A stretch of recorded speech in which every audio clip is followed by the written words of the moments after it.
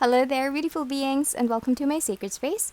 My name is Raven, and thank you so much for being here. This is going to be my first video reaction of the year, and this is actually prompted by Rochelle of Amethyst Ascension. I was scrolling through YouTube like an hour ago, and I chanced upon her video, her version of this video, and I'll link her in the description box below. And it was just so fun to watch, to see other tarot readers' takes on their own collection. And I thought, hey, why not make one of my own? And here I am. So this is my VR to the hashtag Tarot to the Extremes by Merlene Therese. And I think this is just really smart as well. I agree with Rochelle of Amethyst Ascension that this idea is genius. Now, without further ado, let's start with the video. First up, we have the Minimalist versus the Maximalist decks. So, my minimalist deck is the White Sage Tarot. This is in a tin. This is a gift from Anna of Antiquarian Sense, beautiful lady. This deck is published by US Games. And look at that. Even the backing is just so simple, right? And when you look at the images, they are really minimalist in nature. Yes, this is a pip deck, and I know, people might say, of course, it's going to be a minimalist deck because it's a pip deck. But not all pip decks are really simple, but in my collection, this is the simplest. I mean, I also have the pocket, well-known Pocket Tarot, but I just feel like that has a lot more elements to it just because of the colors and, the darkness. I don't know, it's just strange. But really, when Rochelle showed her minimalist deck, I just initially, thought, okay, I'll go with my White Sage Tarot. The colors are muted, it is very, very simple, and therefore, this is my minimalist tarot deck. On to my maximalist tarot deck, I have the Santa Muerte Tarot. This is by Fabio Listrani and a publication of Los Carabeo. So, why did I choose this one? Simply because immediately by looking at it, you can see a lot of details on this deck. Like every part of it is colored. Every single, I don't know, like inch of, look at that, even the first card that we see. Every inch of this card is just alive with color. It's vibrant. There are so many meanings, like deeper meanings in each of the cards. And I think it's just wonderfully done. And I feel like whenever I use this deck to read, there are just a bunch of messages coming through, a lot of nudges, because it's just so full of symbolisms and not even your typical tarot symbolisms and whatnot. I mean, I still get a lot of hits from this one. Even just using your intuition, using your common sense, using your initial thoughts, you would, oh, okay, maybe that's the reason why it's there, and that really kind of like adds a punch to my readings, which I think is very, very amazing. Even look at that, even the sky has like a lot of things going on. I mean, the colors, they're so vibrant, they're so pretty. Even this one, they could have simply just put a sword there, right? But they chose a sword that has engravings, and even the backing, or I'm sorry, the table, I guess, where the sword is, sorry, the scissors. Gosh, I apologize. I'm too excited for this. The scissors are placed. It still has that wood grain design. And like I said, every inch, even the backdrop, right? So, yeah, this is my maximalist deck. This is the Santa Muerte Tarot by Fabio Listrani. Minimalist, maximalist. Moving on to the next part, we have the daytime and nighttime decks. So for the daytime deck, I chose my Luna Soul Tarot. This is by Liminal 11, and I'm going to show you why I feel like, yes, the name says Luna Soul, so that's really, moon and sun, moon sun tarot. But, I chose this for daytime because the colors are just very pastel, very light, very, I don't know, muted. And even this one, it's of course, it's obviously a nighttime scene, but it's not really that dark. Do you know what I mean? There's still, I don't know, like some element of brightness into it, and it's just a pretty color theme all throughout. The gradient is there, which makes it very interesting. I love it. Just, I don't know, look at this card, it's just so perfect, right? daytime and nighttime. But really, overall, this deck really feels perfect for daytime. Oops, for daytime readings for me. So in comparison to my daytime deck, I'm going to show you my nighttime deck, which is the Star Seeker Tarot by Nikki Ferrada. This is an independent deck, and it has really nice texture all throughout. But the reason why I chose this one is because of how beautiful it depicts its night scenes. I feel like that somehow pulls me in to the scenes. Like, even though there are images here that are not so dark, like this one, the sun. I mean, I think this is the brightest card of the deck, but there are scenes here, that has white background or a little bit of light, like lighter hues used and whatnot. I feel like more cards in this deck are of the nighttime setting, and like I said, it feels so beautiful. Like, they are able to pull off dark scenes like this one. I think it's just really gorgeous and stunning. And even the water, you can see it's not completely dark. There's still some texture, some art, some artistic flair present in the cards. And for some reason, this is really like looking into the night sky for me, at least. And it is the Star Seeker Tarot, and stars come out at night. Well, they do come out at daytime also, but it's the sun is just too bright that we can't see them. But yeah, enough of my sciencey chit chats. This is my nighttime deck. Next up, I'm gonna show you my most confronting deck, and the reason for that is because this has some strange images that I really feel are, very straightforward. Look at that. I don't know, there's just something about this deck. This is one of the most powerful decks that I have. The energy on this one is just really insane. And when I was doing the unboxing for this deck, I really had goosebumps all over. And look at that. Isn't that really confronting? I mean, I feel like it really appeals to the darker side of myself, but I do have some decks set aside for the light work and shadow work part.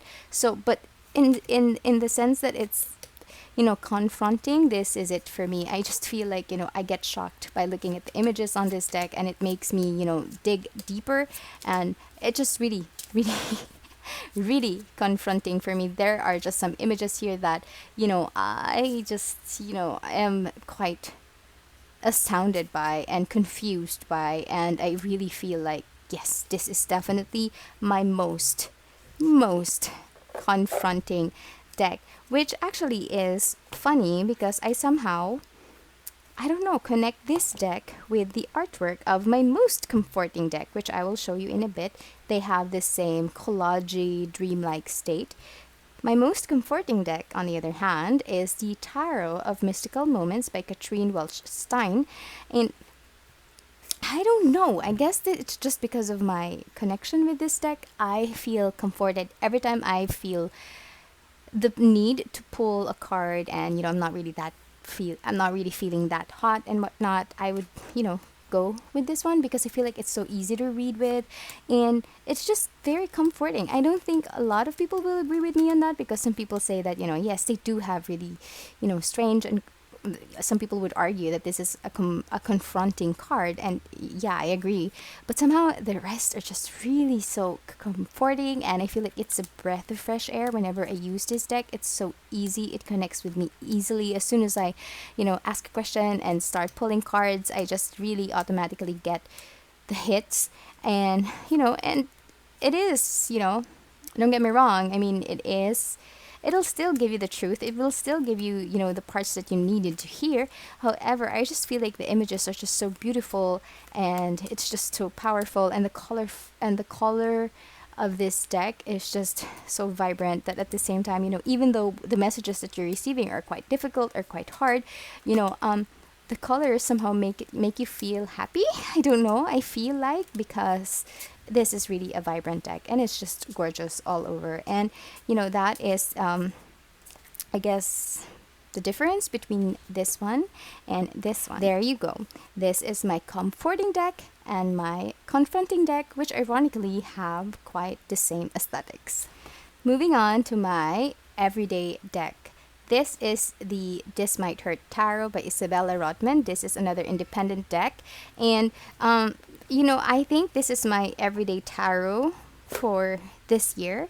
Last year it was the Light Sears Tarot. This year it's really this one, just because I just naturally gravitate towards it. Whenever I try to read for friends or for some of my, the people that ask me to read for them, or even the channel, I usually just gravitate to this one because I feel like it, of course, depicts Rider-Waite-Smith.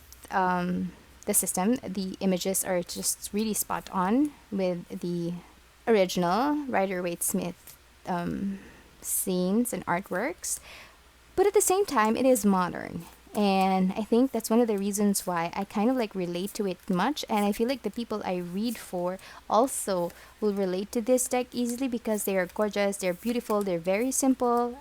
It is artistically and beautifully done as well, and look at that, Three of Wands. Isn't it just Coachella, Three of Cups? I feel like, this deck is just absolutely relatable, and I feel like it's so easy to read with. Everything is so simple. Everything is just there. This deck feels just completely neutral to me. It's not dark. It's not light. It can be both, So really, this is my perfect everyday deck. I just use it all the time. Like, not really my full-on workhorse deck because, that would be my Light Sears Tarot. But this is really my everyday deck for this year. For my ever so lightly used deck, this is the Moonchild Tarot. Ironically, this is my dream deck, and I know it's strange that this is my least used deck. When it's my actual dream deck, but I feel like the reason for that is because I want to preserve the pristine cards, edges, and how beautiful this deck is. I feel like, yes, of course, I use it for readings, but not as often as, one would think, I guess.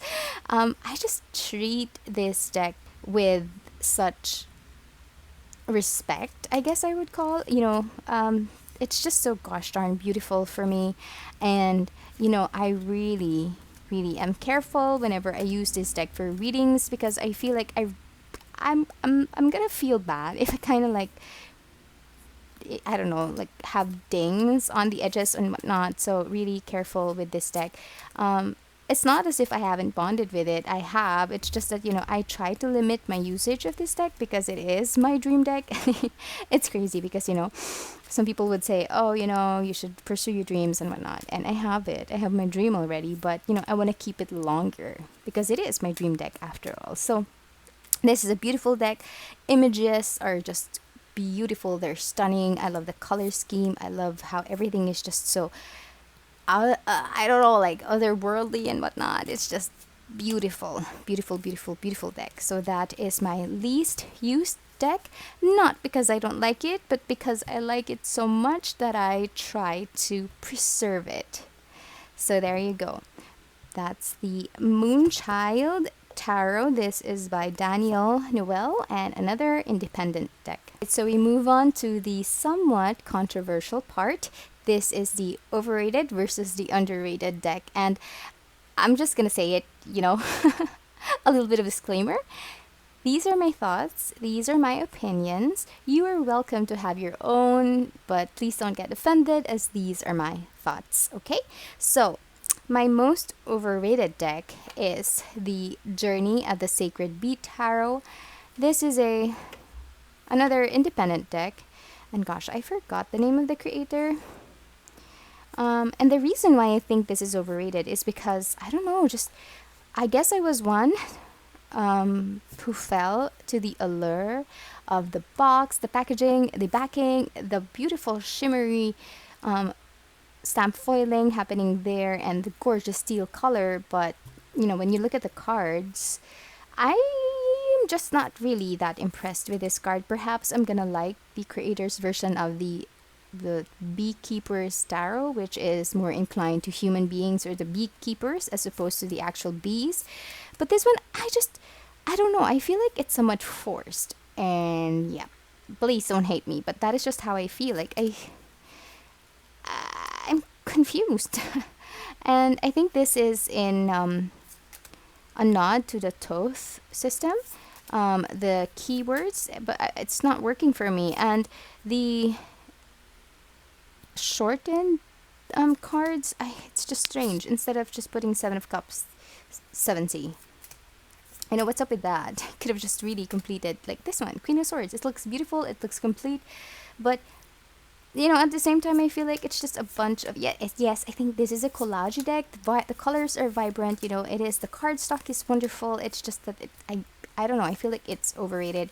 Because like I said, I was one of the people who were kind of like really excited to get this deck, get it for my own collection and whatnot. But when I got it, I was just completely underwhelmed, and I don't know. Maybe this is just not my aesthetics, and that's just me. But yeah. This is my most overrated deck, the Journey of the Sacred Bee Tarot. Now, for my most underrated deck, it's none other than one of my favorites. This is the beautiful Tarot de Carlotides by Fournier. Oops. Fournier is a publishing company in Spain.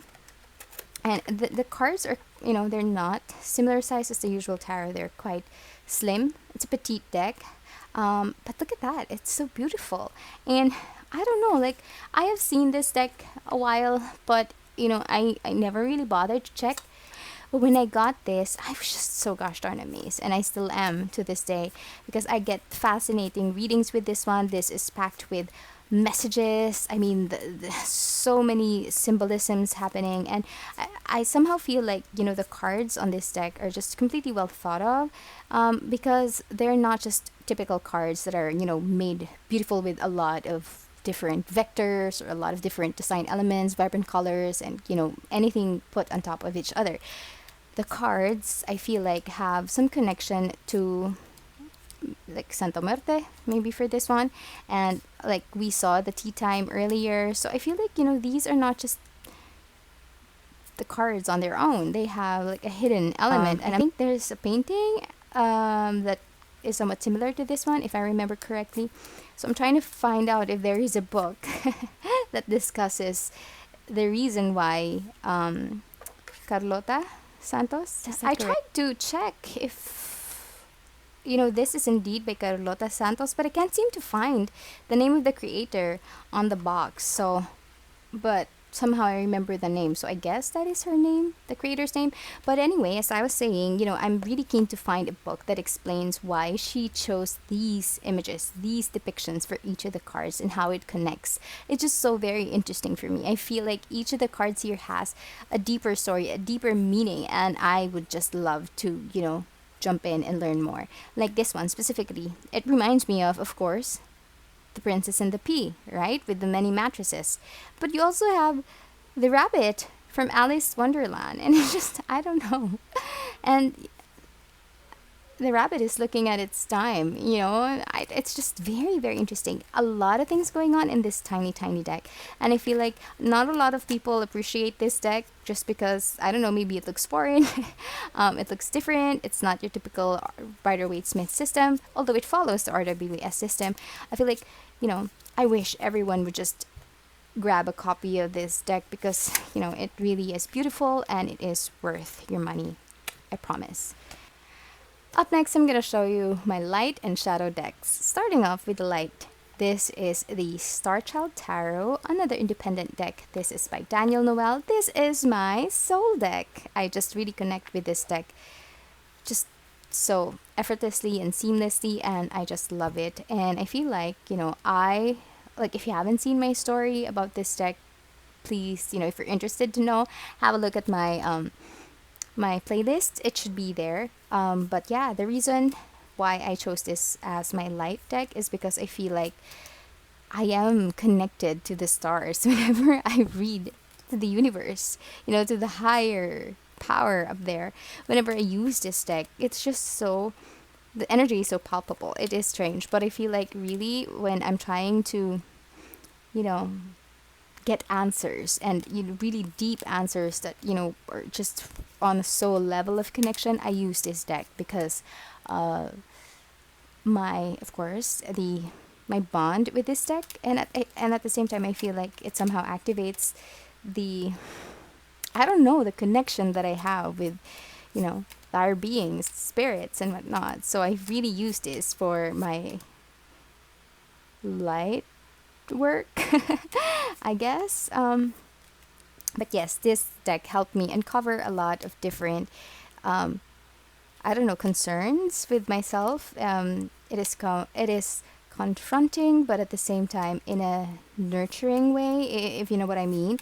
And I wasn't really eyeing this deck at first, but I decided to purchase it, and it was kind of like a knee jerk reaction, or maybe I was just really pulled by this deck. But I wanted to buy the Moonchild deck, but I went with this one, and it was really, I would say, fated. Yeah, it's a fated connection, me and this deck. So if I were to choose any light deck or light work deck, this would be it. The Starchild Tarot the Akashic version by Daniel Noel. And if you've been in my channel, or if you've been watching my channel for a long time, you would know that I do, always call out to Archangel Metatron. And as we all know, Archangel Metatron is in charge of the Akashic records. And I just realized that when I was doing the unboxing for this deck, and I feel like that is one of the reasons why I decided to get this one. So this is definitely my light worker deck, or my light work deck. On to my shadow work deck. It's none other than the Deviant Moon Tarot Borderless Edition by Patrick Valenza.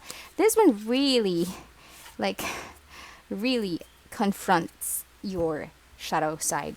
If there's any deck out there that can do that, I feel like this is it. I initially was deterred by how creepy the images are, by how strange they look, and I wasn't so keen on the design, on the artwork, on the weirdness of it. But gosh, when I used this and I started reading with it for the real intention of, I don't know, confronting my shadow side and working on my shadow self. It's like, it fits like a glove. It does the work. It really is just, it's perfect for shadow work. And I feel like, I don't know, I haven't seen the other videos out there. I have just seen Rochelle's video. And this is absolutely a shadow work deck for me. And like I said, I feel like other tarot readers will agree with me. I'm not sure, but at least for me, this is it. Well, there you go. This is the Deviant Moon Tarot Borderless Edition by Patrick Valenza, and this is my shadow work deck because it really slaps me out of myself. So it's like a crazy auntie who's like really going to give it to you straight. So this is the Deviant Moon Tarot. On to the best shuffle and the worst shuffle deck. Well, I'm gonna start because I have two entries for my best shuffle. First one is the Wild Unknown Tarot deck, the pocket edition that comes in a tin. And the reason why I decided to include this one is because I feel like this deck is the one that I really gravitate to whenever I feel like I just want to shuffle something. It's so strange. The cardstock it doesn't snap back as much. It's not a plasticky cardstock. It is paper. It is quite flimsy. But I don't know. I like shuffling this deck. It's just strange, it's like a habit. I just want to put it in my hands and shuffle, and it just feels good. And you can also shuffle it, the traditional way, like this. But oopsies. The thing with this one is, it is also a small deck. So, even people with small hands like me will not have any trouble shuffling this one. And I apologize for my finger. It's still not fully healed. So I hope it's not as appalling as I think it is to you guys. So anyway, it shuffles really well. So I like this one. This is a special mention for my best shuffle decks. And this one is the After Tarot. This is by Los Carabeo, and it's really one of my favorite decks to shuffle because of the cardstock. And I know a lot of people will not agree with me on that because I feel like there are a lot of people who really give hate, to Los Carabeo for their cardstock, but I really do love it. it snaps back. It's plasticky, you're not this, the cards are not gonna get wet, even if you sprinkle water on them. It snaps back and it's just so beautiful. Like, did you see how easily I shuffled this one? I mean, I have small hands and they really shuffle well. And gosh, I am so sorry for Magnus. I don't know, he does that whenever I do videos. I just fed him, I just gave him a treat. So please don't come at me for not taking care of my pets, because I do. I just don't know. He likes the attention. So, anyway, this is, yeah, one of my favorites whenever I feel like I want to use a deck that's very easy to shuffle. This is the After Tarot by Los Carabeo, which is actually really funny because the worst one is another irony, the Before Tarot. It's so strange because they are made by the same company, Los Carabeo. The difference is, I think, the production quality and the packaging. This came in a kit, which means it came in with a box with a full-sized book, colored and beautiful. And really, the cards are thicker. It's different. I don't know. I'm going to show you just so that you can see how different they are. Hang on. Look at the size alone. It's just... Oof. And the reason why I find this very hard to shuffle is because it is quite thick. And I do have small hands, so it's difficult for me to wrap my hands around the deck, I guess. Like, I can't shuffle it, there's no way. And if I do try to shuffle it this way, I tend to hit it because of the thickness of the card. I mean, it shuffles well, it's okay. It's just that, I really try not to shuffle this deck as much because it is quite a challenge for me because of the thick cardstock. So, yeah. Worst and best, which is strange because before and after, and I just feel like these decks are really on the opposite side of the spectrum. And we reached the end of the video. Finally done sharing the decks that I think are like really on the opposite direction in terms of the category shared by Merlene Therese, the creator of the hashtag Tarot to the Extremes. I hope you enjoyed this video as much as I really had fun doing it and filming it, and really kind of like, showcasing my decks that are contrasting. So there you go. Thank you so much for hanging out with me. Please consider giving this video a like, or perhaps subscribe to my channel for future videos like this. Really helps out the algorithm. Thank you, and I hope you have a beautiful day. Bye.